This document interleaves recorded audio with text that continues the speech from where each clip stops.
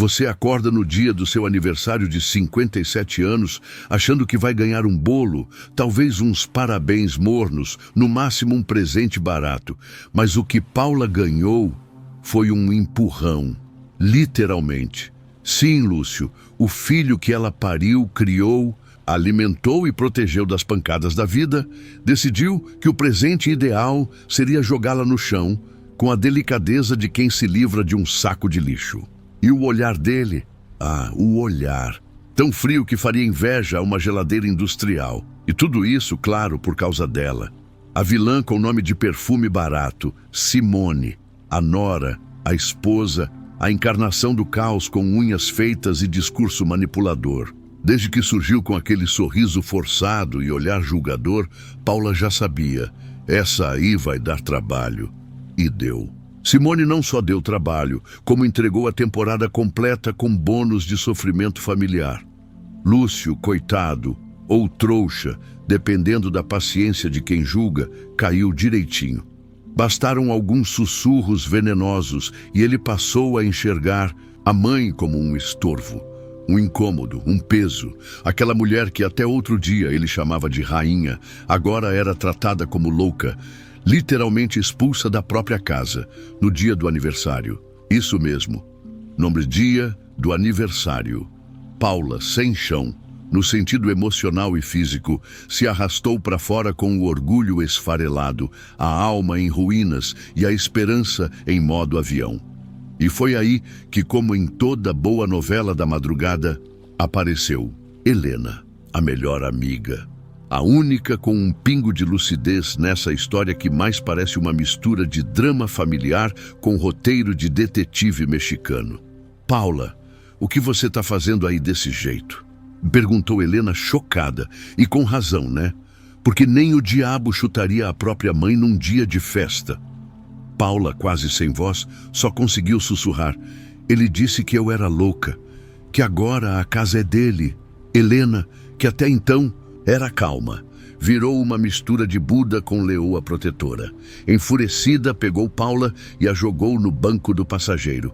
Isso não vai ficar assim, disse ela com um brilho no olhar que indicava.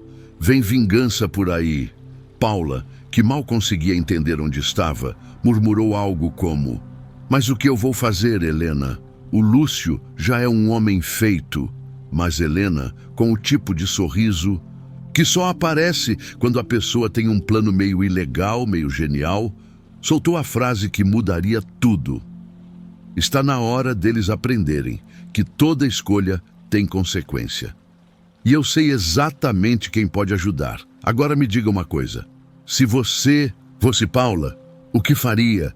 Jogava tudo pro alto? Preparava uma vingança digna de novela turca? Ou simplesmente fingia que nada aconteceu e esperava o karma fazer o trabalho sujo? Comenta aí embaixo. E claro, já se inscreve no canal, porque aqui a gente conta histórias absurdas como essa, com aquele toque de drama, humor e sonolência. Mas, calma, que o relato ainda está só começando. Com a delicadeza de quem empurra um móvel velho para fora de casa, com uma calma que beirava o cruel. Um empurrão seco, direto, como quem esvazia o lixo antes de sair para trabalhar. Paula, pega de surpresa, cambaleou como se tivesse sido arrancada da própria realidade. Tentou se segurar na moldura da porta, como se aquilo fosse impedir sua... queda. Não impediu. O que caiu ali não foi só ela. Foi a dignidade, o vínculo, o senso mínimo de humanidade entre mãe e filho. Ela, que já havia perdido noites, finais de semana, saúde e até um pedaço da alma criando aquele menino, agora assistia à última cena de um filme que ninguém avisou que era de terror psicológico. Lúcio, por favor, disse ela quase sem ar, como se cada palavra fosse um esforço físico. Eu sou sua mãe. Mas Lúcio não hesitou, nem olhou para trás com arrependimento. Só a encarou como quem encara um boleto vencido, com desprezo e impaciência. Acabou, Paula, respondeu gelado. E completou como quem cancela uma assinatura de TV a cabo. Vamos, Simone. E foram. como se nada tivesse acontecido. Como se ela, a mulher que o pôs no mundo, tivesse se tornado apenas uma figura incômoda no cenário da nova vida perfeita deles. A porta bateu atrás deles com um estrondo que não era só barulho, era um ponto final, um som de fim de laço, de abandono completo. Paula permaneceu ali, parada, como se o corpo dela tivesse ficado, mas a alma já tivesse ido embora. Não era só tristeza, era um tipo de dor que os médicos não diagnosticam, que remédio nenhum resolve. Aquilo era o luto de uma relação viva, ou melhor, de algo que morreu e continuava andando por aí com o nome de filho, no dia do seu aniversário, no dia em que ela achou que talvez ganharia um abraço, ou uma mensagem fria de parabéns no grupo da família. Em vez disso, ela ganhou um empurrão, uma expulsão e um vazio do tamanho de todo o esforço que dedicou àquele menino. O tempo passou, ou parou. Difícil dizer. O que ela sentia era que estava flutuando dentro de um silêncio que não era silêncio de verdade. Era o som abafado da decepção, engolindo tudo ao redor. Quando conseguiu, com muito custo, fechar a porta que Lúcio havia deixado aberta, ela foi até o sofá. O corpo pesava como se carregasse anos de desconsideração. E ali, entre as almofadas meio tortas, ela desabou. Soluços altos, respiração descompassada, lágrimas que não pediram permissão para cair. Como ele pôde, balbuciou, abraçando o próprio corpo, como se quisesse se proteger de tudo, inclusive da própria memória. Depois de tudo que eu fiz por ele, tudo, foi aí que o telefone tocou. Porque o mundo, mesmo quando desaba, não pausa. Dela, o nome de Helena, aquela que não é parente, mas vale mais que muita família de sangue. Paula hesitou. Não queria chorar no ouvido de ninguém, não queria contar, repetir, reviver, mas encarar aquele vazio sozinha parecia ainda pior. Atendeu. Alô? Paula, aconteceu alguma coisa com o Lúcio e foi isso. Bastou essa pergunta simples para abrir a represa que ainda resistia. Paula desabou. Falou tudo. Não mediu emoção, não tentou filtrar dor. Contou o empurrão, a frase final. A porta, batida, a sensação de ser descartada. Helena ouviu tudo, sem interromper, porque algumas dores não pedem conselhos, só espaço para sair. Quando a história terminou, quando não havia mais nada para ser dito, Helena respondeu com uma firmeza que Paula não ouvia havia muito tempo. Uma voz que não tremia. Chega, Paula. Eles passaram de todos os limites. Agora é hora de enfrentar, de fazer eles entenderem o preço do que fizeram. Paula enxugou as lágrimas, como quem tenta limpar não só o rosto, mas a alma.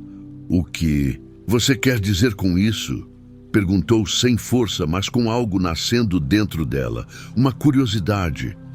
Ou talvez uma fagulha de fúria. Quero dizer que está na hora de reagir, disse Helena com uma firmeza que não aceitava debate. A voz dela parecia carregar uma bateria reserva de dignidade que Paula já nem lembrava onde tinha guardado. Naquele instante, algo dentro de Paula se mexeu. Primeiro foi só uma pontinha, um incômodo, um tipo de raiva tímida que entrou devagarinho. Mas bastou meia frase a mais e pronto, virou incêndio. Ela não sabia se queria justiça, vingança ou só devolver o tapa psicológico, com juros e correção. Mas sabia que não dava mais para chorar eternamente na almofada da derrota.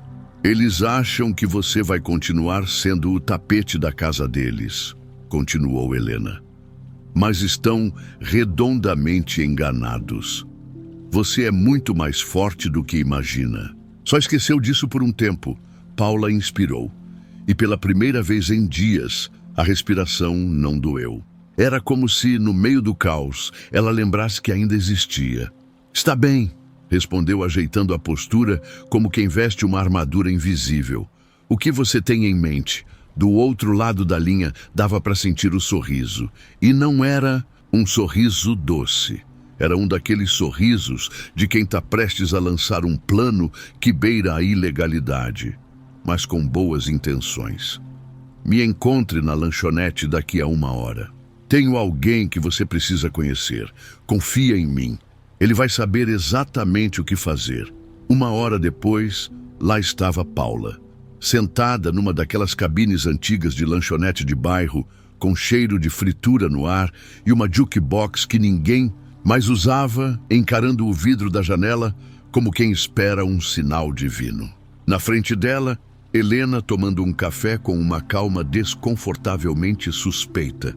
Então, perguntou Paula, já impaciente, quem é essa pessoa misteriosa? Antes que Helena respondesse, a porta da lanchonete se abriu com um tilintar, de sino meio desafinado. Helena levantou a mão e acenou. Paula virou o rosto e viu o sujeito, um homem alto, ombros de quem já carregou mais peso emocional que qualquer terapia poderia dar conta, e um olhar de quem já viu coisa demais para acreditar em final feliz. Paula, esse é meu irmão Roberto, disse Helena. Ele é investigador particular. Roberto se aproximou e acenou com a cabeça, sem afeto nem frieza. Era o tipo de pessoa que você não sabe se te inspira confiança ou te deixa nervoso. Ele sentou do lado de Paula e ficou ali, só observando, como quem escaneia a alma. Helena me contou sobre a sua situação, disse ele com uma voz grave e controlada, daquelas que não precisam gritar para impor respeito. Sinto muito pelo que você está passando. Paula tentou disfarçar. Deu um meio sorriso torto, o tipo de expressão que serve mais para esconder do que para reagir. É a vida, murmurou. Mas parece que você pode ajudar. Roberto se inclinou para frente, apoiou os cotovelos na mesa e olhou bem nos olhos dela. No meu trabalho, aprendi que todo mundo tem esqueletos no armário, disse ele. E pelo que ouvi, a sua nora não só tem esqueletos, ela deve ter um cemitério completo escondido por aí. Paula sentiu um arrepio. Daqueles que a gente não sabe se é medo ou esperança. Talvez fosse os dois. O que exatamente você está sugerindo? Perguntou, desconfiada. Mas curiosa, ele deu um sorriso curto, quase perigoso, mas calmo. De quem sabe o que está fazendo e também sabe o que está disposto a fazer. Estou sugerindo que eu vá fundo no passado dela, bem fundo. Se houver sujeira, eu vou cavar até encontrar. E quando encontrarmos, vamos usar isso para virar o jogo. Ela e Lúcio vão aprender do pior jeito possível o que é mexer com a pessoa errada. O coração de Paula bateu mais forte. Era estranho. Uma mistura de medo, adrenalina, desejo de justiça e um leve prazer em saber que talvez, só talvez, ela pudesse ter a última palavra. Ela olhou para Roberto como quem assina um contrato sem ler as letras miúdas. Tô dentro, disse sem piscar. Vamos fazer isso. Roberto assentiu, com a calma de quem já sabia que ela diria isso. Excelente, respondeu. Me dá 1 semana, só uma. Depois disso, você vai ter tudo o que precisa para fazer justiça. Ou pelo menos equilibrar esse jogo sujo. Nos dias que se seguiram, a tensão se comportou como quem vai embora, mas esqueceu a carteira e voltou. O clima ao redor de Paula não era mais o de tragédia pura, mas de uma ansiedade silenciosa, quase elegante. Como se o mundo estivesse prestes a mudar, mas estivesse esperando só mais um sinal, ou um escândalo bem colocado. Paula, mesmo ainda com o coração meio amassado, começou a andar mais firme. Com a ajuda de Helena, que praticamente virou uma assistente emocional em tempo integral, ela seguiu uma rotina quase normal. Café, caminhada, conversa fiada. Tudo isso regado a telefonemas enigmáticos de Roberto. Cada ligação trazia um fragmento novo. Um detalhe escuro do passado de Simone, uma pista que ligava pontas soltas, uma promessa de que o castelo de mentiras estava prestes a ruir. Paula anotava tudo em silêncio, com a paciência de quem esperou demais para perder tudo, e agora queria, no mínimo, ver o circo pegar fogo com dignidade. Mas, claro, A dúvida sempre dava um jeito de aparecer. Seria possível mesmo derrubar Simone? Será que Lúcio, aquele mesmo que a empurrou como se estivesse tirando um sofá da sala, teria a capacidade mental de enxergar a verdade? Ou continuaria como estava, emocionalmente hipotecado à esposa? Paula pensava nisso entre um gole de chá e outro. Mas pela primeira vez em muito tempo, esses pensamentos não vinham acompanhados de desespero. Vinham com estratégia, com foco. Era diferente. Até que numa manhã qualquer, o telefone tocou. Era Roberto. "Está feito", disse ele com a mesma calma de quem acabou de entregar um serviço eficiente. "Enviamos tudo para Simone, documentos, provas, até um lembrete educado de que se ela não colaborar, vai ser notícia. E não nas páginas leves." Paula, que até então estava num misto de medo e esperança, sentiu um calafrio. Mas dessa vez, era bom.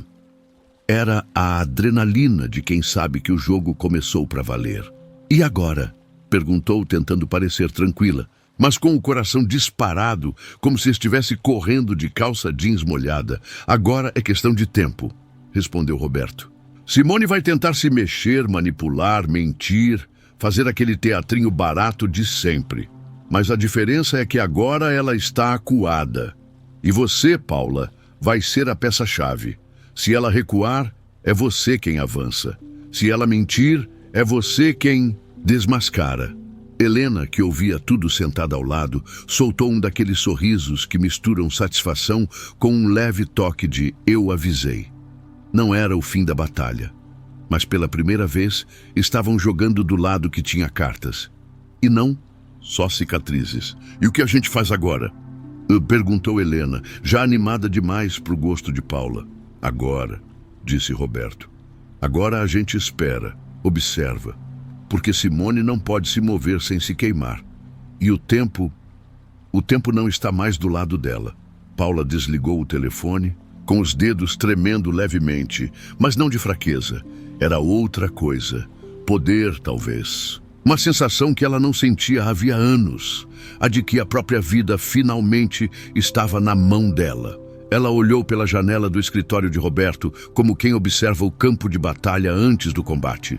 Não era otimismo, era lucidez. Sabia que ainda ia doer, que o confronto com Lúcio seria inevitável, que nem tudo terminaria com flores e reconciliações. Mas também sabia que ela não era mais a mesma. Agora era ela quem segurava as rédeas. E mesmo sem saber como essa história terminaria, uma coisa estava clara. Ela não ia ceder, não ia recuar. E, principalmente, não ia mais aceitar ser figurante no desastre da própria vida. "Paula, conseguimos", disse Roberto, com aquela voz que mistura dever cumprido e um leve prazer em ver gente ruim começando a pagar pelos próprios pecados. "A polícia reabriu o caso. Simone está oficialmente sob suspeita de novo." Notícia caiu como um raio. Mas não um raio violento. Era um raio silencioso que estoura por dentro. As pernas de Paula fraquejaram, como se o corpo inteiro dissesse: "Ok, agora que chegou a justiça, posso desabar?" A adrenalina disparou, mas junto com ela veio o vácuo. O que aquilo significava de verdade? Que ela finalmente venceria? Ou que o circo começaria agora? E agora? O que acontece com ela? Perguntou Paula com a voz embargada, a exaustão emocional brigando com o alívio que não sabia como processar. "Agora o caldo engrossa", respondeu Roberto. "A polícia já entrou em contato. Vão começar a fazer perguntas e com o que temos... Bom, a Simone não vai conseguir sorrir e sair pela tangente dessa vez." Paula ficou em silêncio. Pela primeira vez, não porque estava fraca, mas porque estava processando o tamanho da virada. Helena, do lado, apertava a mão dela como quem diz: "Você chegou até aqui, não larga agora." "E o Lúcio?" Paula soltou a pergunta com mais força do que esperava. A voz não tremeu. O nome dele, sim, ainda doía, mas agora vinha junto de um impulso maior, o de fazer com que ele finalmente visse a verdade. "Ele vai saber de tudo?" Roberto hesitou. E isso, por si só, já dizia muito. Quando até um investigador experiente fica escolhendo palavras, é porque vem bomba. Por enquanto não, disse ele com a calma de quem já viu esse filme antes. A gente precisa deixar o processo correr. Se Simone sentir que está perdendo, ela pode tentar um acordo. E quando isso acontecer, é aí que a verdade aparece. No susto, na marra ou nos autos. Paula sabia o que aquilo significava. Significava que a bomba viria, sim, mas com cronômetro. E que Lúcio só ia descobrir tudo quando já não pudesse escapar do choque. Ela respirou fundo. Sabia que isso podia custar qualquer chance de recuperar o filho. Mas, honestamente, depois de tudo, não era mais sobre ele. Era sobre ela. Sobre tudo o que Simone destruiu. E sobre o mínimo de justiça que ainda dava para salvar daquele naufrágio familiar. Entendo, disse, firme como pedra. Vamos deixar a justiça trabalhar. E se ela não trabalhar, a gente cutuca até trabalhar. Nos dias que vieram, Paula virou uma especialista em espera. E esperar para quem foi traída por quem mais amava é uma arte cruel. A cada manhã, o estômago revirava achando que seria o dia. Mas o tempo foi passando. As peças começaram a se mover. O nome de Simone reapareceu nos corredores certos. O caso voltou a ser comentado. Algumas pessoas que antes fingiam não saber de nada, agora se lembravam com detalhes dignos de testemunha premiada. Até que o telefone tocou de novo. Dessa vez era a polícia. "Senhora Paula", disse o detetive com aquela voz grave de quem carrega notícias grandes. "Temos novas informações. Encontramos provas suficientes para acusar Simone de envolvimento na morte do ex-namorado. O caso foi reaberto oficialmente e ela será intimada para depor." Paula não respondeu na hora. O silêncio foi necessário. Não por fraqueza, mas porque aquilo finalmente era real. Pela primeira vez em muito tempo, alguma parte do universo parecia minimamente equilibrada. A justiça, aquela figura quase mítica, finalmente tinha feito uma visita. E o Lúcio? Ela perguntou agora mais centrada, sem a emoção cega. Só com a certeza de que ele precisava saber, mais cedo ou mais tarde. "O senhor Lúcio será informado quando o caso estiver mais avançado", respondeu o detetive. "Queremos garantir que ele receba os fatos sem filtro." E no momento certo, Paula assentiu, mesmo que o detetive não pudesse ver. A angústia por Lúcio ainda estava ali. Não desapareceria tão fácil, mas pela primeira vez essa dor estava ao lado da força. Ela sabia que ele sofreria, sabia que o impacto seria forte, mas também sabia que era necessário. Nos dias seguintes, os boatos viraram sussurros e os sussurros viraram burburinho. Simone estava na boca de todo mundo, mas não pelos looks, nem pelas aparições discretas de falsa bondade. Agora ela era assunto de polícia. E esse tipo de manchete não tem maquiagem que salve. A investigação avançava. As provas se encaixavam como peças de um quebra-cabeça maldito. Paula assistia de longe, sem pressa, mas com a firmeza de quem sabe que ainda virá a parte mais difícil. Porque no fim das contas, Lúcio ainda estava no escuro, ainda acreditando na ilusão, ainda cego de conveniência. Mas esse tempo acabaria e Paula estaria pronta, não para brigar, mas para colocar tudo em cima da mesa. De uma vez por todas, a raiva ainda estava ali, a dor também. Nada disso desaparece da noite para o dia. Mas naquele momento, quando Paula sentiu os bracinhos da neta envolvendo sua cintura, algo dentro dela, algo que ela achava que tinha morrido, começou a respirar de novo. O abraço era pequeno, mas carregava mais verdade do que qualquer palavra que Lúcio já tinha dito nos últimos meses. Isso foi suficiente para amolecer, ainda que por um instante, a armadura emocional que Paula vinha arrastando feito um peso. Por mais que tudo ao redor tivesse virado ruína, a casa, a confiança, a família, aquelas crianças ainda estavam ali. inocentes, alheias ao caos e com aquele olhar que só criança tem, direto, limpo, sincero. E era isso que prendia Paula ao que restava. Eram elas, as únicas que ainda não haviam falhado com ela. Com esforço, Paula se afastou do abraço da neta e, mesmo com os olhos ainda pesados, forçou um sorriso. Um daqueles sorrisos honestos, cansados, mas reais. A menina sorriu de volta. Um sorriso simples, mas que parecia dizer: você ainda tem a gente. Foi aí que Lúcio, aquele que passou os últimos meses se comportando como um estranho com sobrenome igual ao dela, resolveu finalmente falar.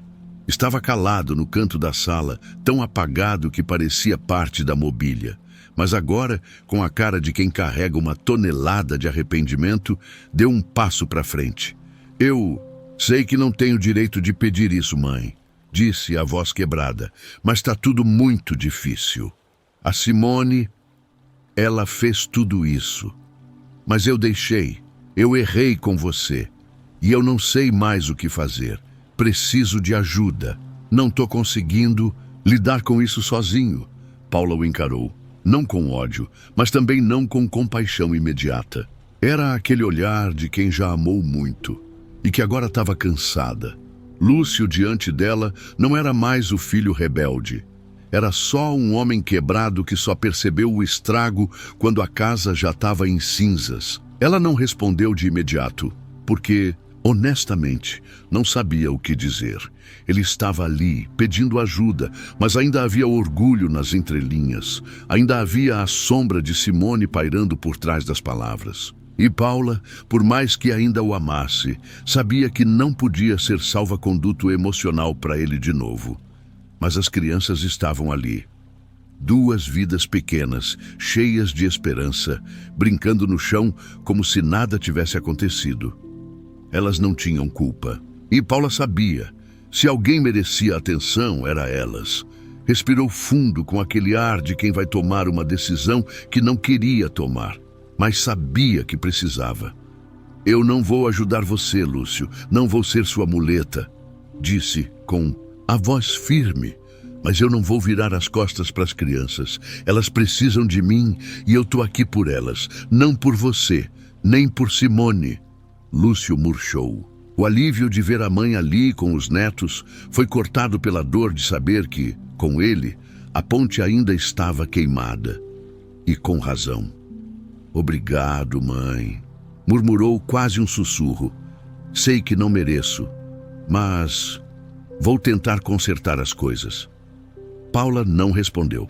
Não era hora de promessas. Ela apenas se abaixou, se sentou no chão junto das crianças e as abraçou. Era ali, entre elas, que estava a única parte intacta de tudo aquilo.